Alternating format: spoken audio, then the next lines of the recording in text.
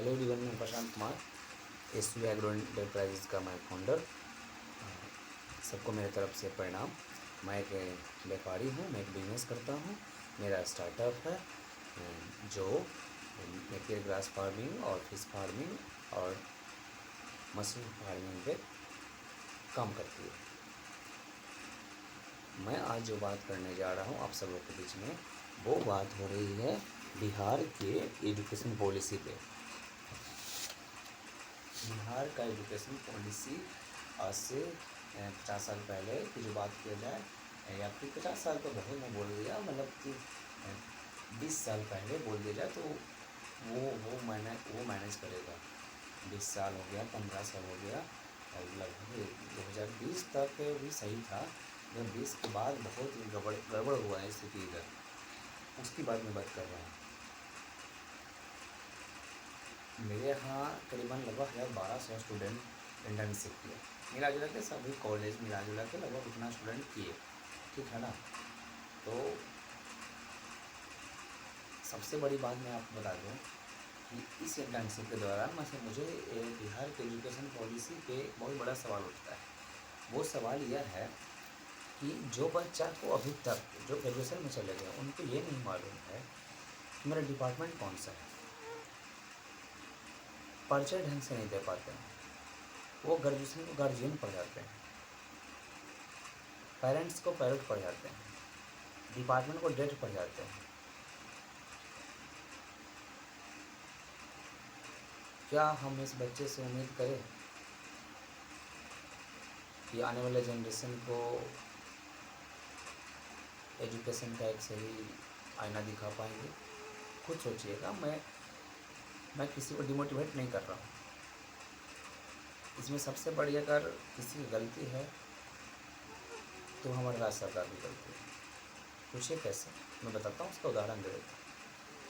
एक हम लोग का दौर था 2012 का,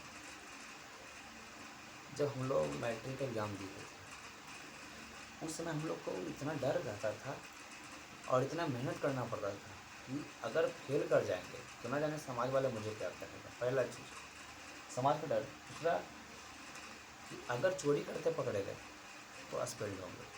उसका खमियाजा क्या भुगतना पड़ता था कि 2 साल 3 साल बैठना पड़ता था, पोस्टपोन हो जाता था एग्जाम से। लेकिन अब आप आइए आज के दौर में, तो फेल होना और एक्सपेल्ड होना, ये दोनों आपको सुनने को ना के बराबर मिलेगा। ऐसा लगता है कि दोनों अब म्यूजियम में चला गया, मुझे टिकट कटा के देखना पड़ेगा। स्थिति ऐसा हो गया है बिहार के एजुकेशन पॉलिसी का। तो मैट्रिक इंटर से गड़बड़ सड़बड़ हो गया है। और उसका एक दूसरा सबसे दुरुपयोग क्या है ना, कि स्कॉलरशिप। हमें तो याद है कि स्कॉलरशिप मतलब स्कॉलर मैंने ऐसे बोलते हैं लोग विद्वान, तो स्कॉलरशिप तो उसे हम लोग का समय में दिया जाता था जो बच्चे मेधावी होते थे, जो बच्चे सच में पढ़ते थे, जो अच्छे खासे जो मेहनती होते थे, उन्हें स्कॉलरशिप मिल रहा था। लेकिन अभी आप देखिए ना कि जो बच्चे ढंग से स्कूल तक नहीं जा पा रहे हैं, जो कोचिंग क्लास में पढ़ते तक नहीं है, उन सभी बच्चों को स्कॉलरशिप का फॉर्म भराता है, स्कॉलरशिप मिलता है। तो क्या राज्य के पैसा का यह दोहन नहीं है, दुरुपयोग नहीं है? आप खुद सोचिएगा कि आपके पॉकेट से जब 1 रुपया निकलता है ना, तो आपके माता पिता हिसाब ले लेते हैं। हमारे राज्य सरकार के बजट का ये जो हिस्सा, जो पैसा जो दुरुपयोग में जा रहा है, इस पैसा का कोई अप्लाई ही नहीं हो रहा है। हमें लगता है कि बच्चे पैसा दे देता हूँ, बच्चे पढ़ते होंगे। ऐसा कुछ नहीं है। आप एक बार सर्वे करवा लीजिए, पता चल जाएगा कि हमारे स्कॉलरशिप का पैसा का क्या उपयोग हो रहा है। अब आते हैं एजुकेशन पॉलिसी पे। एजुकेशन पॉलिसी का जो स्तर नीचे गिरा है ना, वो मैट्रिक इंटर में जो धड़ाके से जो रिजल्ट दिया जा रहा है बिना पढ़े हुए, उसका ये खमियाजा भुगतने को मिल रहा है। हमें इंटर्नशिप के द्वारा मुझे मिला ना। बच्चा क्लास में एंट्री करते वक्त ना प्रणाम करता है, ना गुड मॉर्निंग बोलता। हम उनको ये बोलता हमारे सम्मान कीजिए, नहीं नहीं, मुझे नहीं चाहिए सम्मान आपका, क्योंकि आप क्या हमें सम्मान दीजिएगा जो अपने खुद को आप सम्मान नहीं दे पा रहे। खुद को अगर सम्मान दे पाते तो शायद आप ग्रेजुएशन को गार्जियन नहीं पढ़ पाते। एजुकेशन का स्तर इतना नीचे गिर चुका है कि बच्चा पेमेंट करने के बाद हमसे पूछता है कि पढ़ने आना पड़ेगा। आप हमें ये बताइए कि जब आप समोसे की दुकान पर जाते हैं, पेमेंट करते हैं, तो क्या कभी आपने पूछा है कि समोसा खाना पड़ेगा या नहीं पड़ेगा? नहीं पूछा। क्योंकि समोसा खाने में आपको इंटरेस्ट है, लेकिन आपको पढ़ने में इंटरेस्ट नहीं है। आप ढंग से ग्रेजुएशन नहीं कर रहे हैं और बात कर रहे हैं कि मैं एसएससी कर रहा हूँ। बताओ मुझे आप कि अगर ग्रेजुएशन लेवल पर अगर एसएससी आप करते हो, जिसे मेंस लिखना होता है, तो आज ग्रेजुएशन में जो आप चोरी चकारी करके, जो गेस पासपोर्ट करके, जो जो गूगल से, नेट से आप लिखते हैं सर्च करके, जब आप यहाँ आप नहीं लिख पा रहे हैं ग्रेजुएशन में मेंस पेपर, उसका जो ग्रेजुएशन का जो मेंस पेपर मैं कहता हूँ उसको मेंस पेपर ही मैं बोल रहा हूँ, जो ग्रेजुएशन का जो पेपर नहीं लिख पा रहे हो, तो क्या आप मतलब ग्रेजुएशन लेवल पर मेंस पेपर लिख पाओगे? नहीं लिख पाओगे आप। तो जानते हैं आपके साथ क्या होगा? आपके साथ सिर्फ एक ही चीज़ होगा, ना तो आप ढंग से आप ग्रेजुएशन कर पाइएगा, ना ढंग से आप कंपटीशन निकाल पाइएगा। आज आप हो गए 19-20 साल के, आप लड़की हैं, आप लड़का हैं, लड़कियों की शादी पहले कर दी जाती है। आपके 1-2 साल आने वाले में ना आपके माता पिता शादी करते हैं, फिर आप बच्चे पैदा करिएगा, क्योंकि जीवन का एक प्रक्रिया है ना, आप पैदा करिएगा। जो आपकी परवरिश जिस ढंग से हुआ है चोरी चकारी करके, वही परवरिश आप बच्चे को दीजिएगा। एक पहला जनरेशन बर्बाद, दूसरा जनरेशन फिर बर्बाद। मैं होशोहवास में आपसे कहता हूँ कि आपकी एक गलत कदम आपके पूरी जनरेशन बर्बाद किया, दूसरा कदम आने वाले जनरेशन को बर्बाद करिएगा। क्योंकि आप खुद नहीं इंटरेस्ट है पढ़ने में, तो बच्चे को क्या पढ़ाइएगा? बच्चे को आप क्या दीजिएगा? मैं किसी को डिमोटिवेट नहीं कर रहा हूँ, किसी को बेइज्जती नहीं कर रहा हूँ, लेकिन हकीकत जो मैं कह रहा हूँ ना वो सही बात है। बिहार का एजुकेशन पॉलिसी का सबसे बुरा असर अभी देखने को मिलता है, ये है कि बच्चे पढ़ते नहीं हैं, वो पढ़ाई के नाम पर सिर्फ लगे हुए हैं। और अगर सच में पढ़ते हैं ना,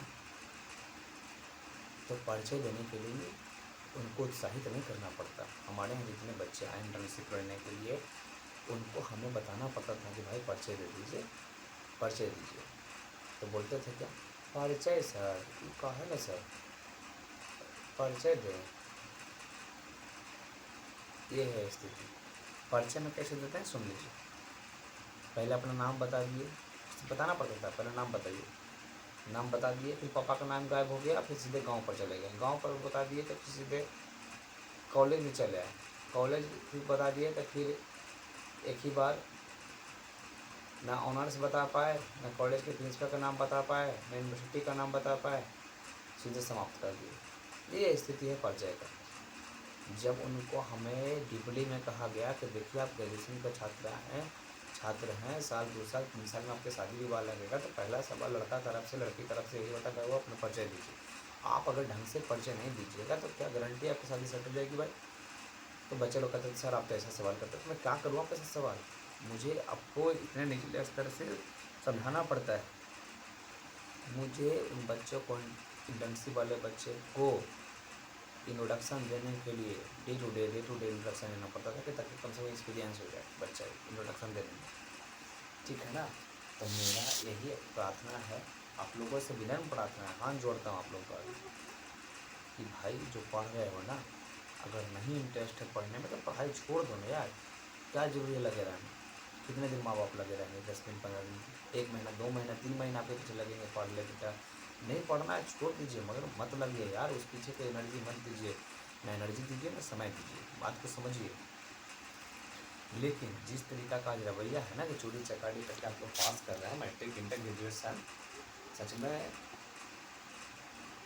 बिहार मजदूर का फैक्ट्री तो कहा ही जाता है। आने वाले समय में मजदूर का फैक्ट्री रहेगा। बच्चे में ना, आज के बच्चे में पेशेंस नाम का कोई चीज़ नहीं है। अब पेशेंस क्यों नहीं है? क्योंकि वो बुक्स नहीं पढ़ते हैं, वो नोट्स पढ़ते हैं, वो गेस पढ़ते हैं, गेस पासपोर्ट पढ़ते हैं। तो गेस पासपोर्ट और नोट्स में बस इतना ही रहता है, इतना तो एग्ज़ाम में आना होता है, उससे कोई 1000 सवाल आगे पीछे रहता है। तो आप गेस पासपोर्ट पर ध्यान मत दीजिए, किताब पढ़िए, किताब पढ़िएगा तभी कुछ होगा। बुक्स एक ऐसा चीज़ है ना कि जब आप पढ़ते हैं ना तो मस्तिष्क यहाँ पर प्रेशर जगता है, जब प्रेशर जगेगा तो वो पेशेंस जगेगा, अब पेशेंस जगेगा ना तो धक्का मार ज़िंदगी से आगे बढ़िएगा। तो मेरे कहने का मतलब यही हुआ। लास्टली मैं आप सब लोगों से, आप जितने भी स्टूडेंट हैं, कोई हमारी अगर बातों का जिनको बुरा लगा होगा तो कोई बात नहीं है, बुरा लगने दीजिए। मैं इस बात के लिए माफ़ी नहीं मांगूंगा कि बुरा लगा तो मुझे माफ़ कर दीजिए, नहीं, माफ़ी नहीं चाहिए मुझे। आपको जो बोलना है बोलिए, मुझे मैं सुन लूँगा, लेकिन आपसे मेरा एक यही अनुरोध है कि भाई अगर ना पढ़ना है ना तो बिल्कुल छोड़ दो, इस समय को कहीं अलग दे दो, शायद वो जहाँ वहाँ आपको मल्टीप्लिकेशन मिलेगा देखने को, लेकिन पढ़ाई के आड़ में गलत सलत करके एक तो खुद का दुरुपयोग, गवर्नमेंट का दुरुपयोग और आने वाली जनरेशन का दुरुपयोग, दोनों तरीक़ा से जा रहे हो, तो सभी तरीक़ा से जा रहे हो, दोनों नहीं, कई तरीक़ा से आप जा रहे हो।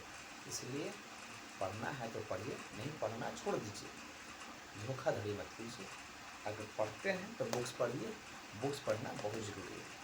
किताब पढ़ना, किताब नहीं पढ़िएगा कहानी ख़त्म हो जाएगा आपका।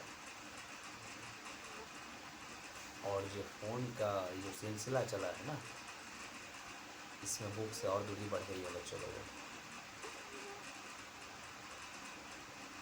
अब मैं अपनी वाणी को समाप्त करता हूँ, लेकिन एजुकेशन पॉलिसी का स्तर बहुत नीचे गिर चुका है, तो सुधारने का एकमात्र तरीका है बुक्स पढ़ना।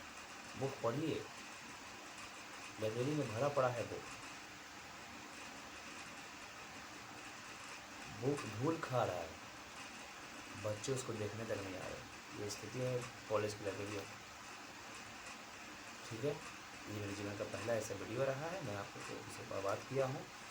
अगर इसमें ऊंच नीच हुआ होगा तो मैं माफ़ कर दीजिएगा, लेकिन इस बात के लिए मैं माफ़ी नहीं मांग रहा जो बात बच्चे को मैंने बोला। मैं जो भी बोला हूँ होशोवास से बोला हूँ, इसलिए बुक पढ़ना ज़रूरी है। भाई प्रणाम, शुक्रिया, धन्यवाद।